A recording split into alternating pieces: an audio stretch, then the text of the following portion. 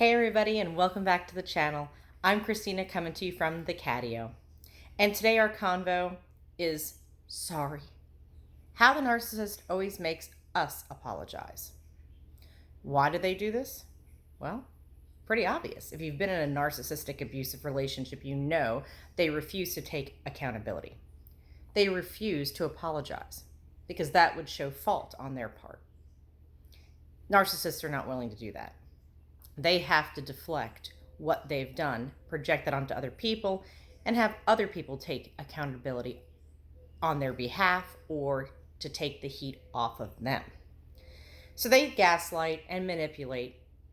They twist things, they lie, just so that way they make it feel like it's your fault. Like it's our fault. We did something wrong. If you didn't act that way, I wouldn't have had to physically assault you. If you didn't do this or that, I wouldn't have had to say what I said.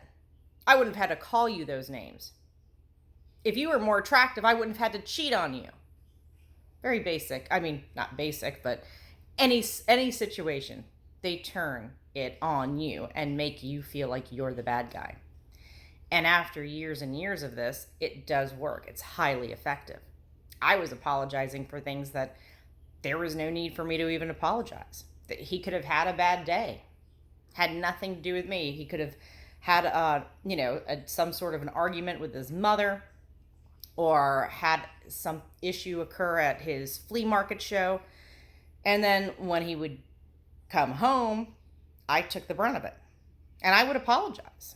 I found myself saying sorry for things that were totally out of my control. Oh, the weather's bad. You can't go on a bike ride. I'm so sorry your race got canceled.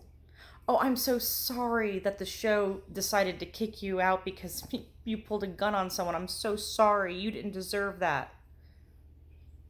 I was apologizing. Never once. Well, actually, no, I take that back. Once in 18 years.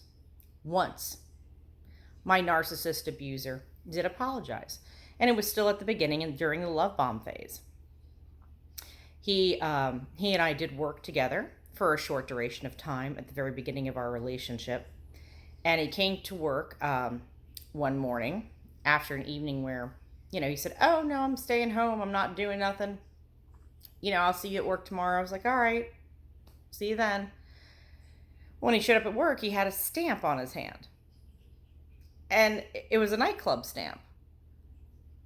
But when I questioned him, I said, hey, did you go out to one of the nightclubs last night? Oh, no, that was just the newspaper. It was wet and it rubbed off on my hand.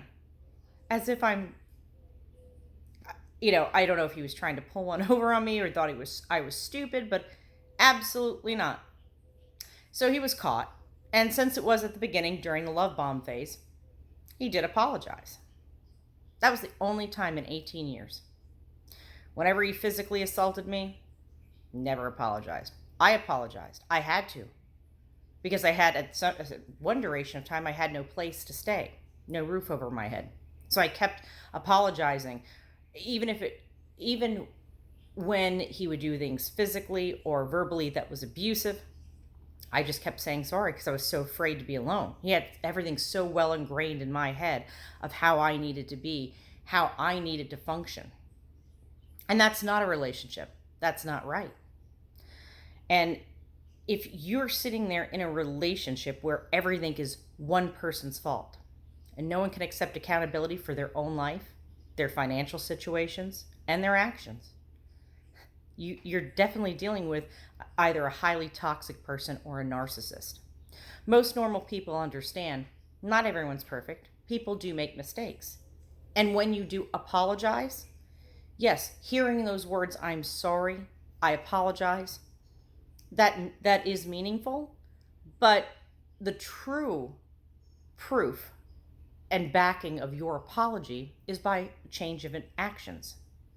And the narcissist will never change their actions because all they are going to continue to do is gaslight and manipulate you into thinking everything is your fault because they're perfect. Their grandiose persona can never take a hit.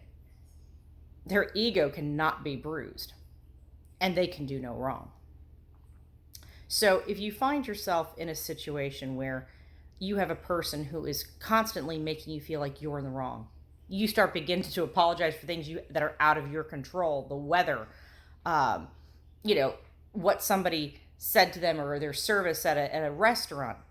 When you start apologizing for things that you can't even control, you're being manipulated.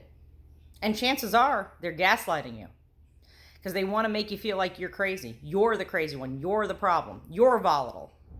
It's because of you. That's why I had to act the way I did. No. You do not have to treat people poorly in this life.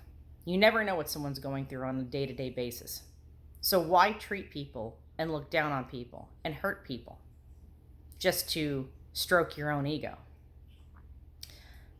I cannot tell you how many times I sat there after I apologized and I went, I really shouldn't have done that. It wasn't my fault. But at least the argument's over. At least the fight's over. At least he's, calming down. That's not love. That's not a relationship. That's just walking on eggshells and behaving the way that the narcissist has conditioned us to behave.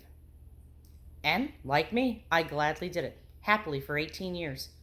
Even when I knew and I began to have that realization that something wasn't right, I still continued to do it just to avoid any more confrontation, whether it be physical, verbal, or complete ghosting, which that was one of my narcissist's favorite things to do as well, is just cut you off completely. Don't speak to you.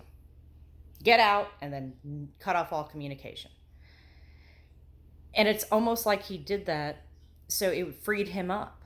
He did something wrong. He had to work through it on his own, in his own mind, which I can never understand a narcissist's mind and their pattern of what it is that they go through if they feel like they've done something wrong.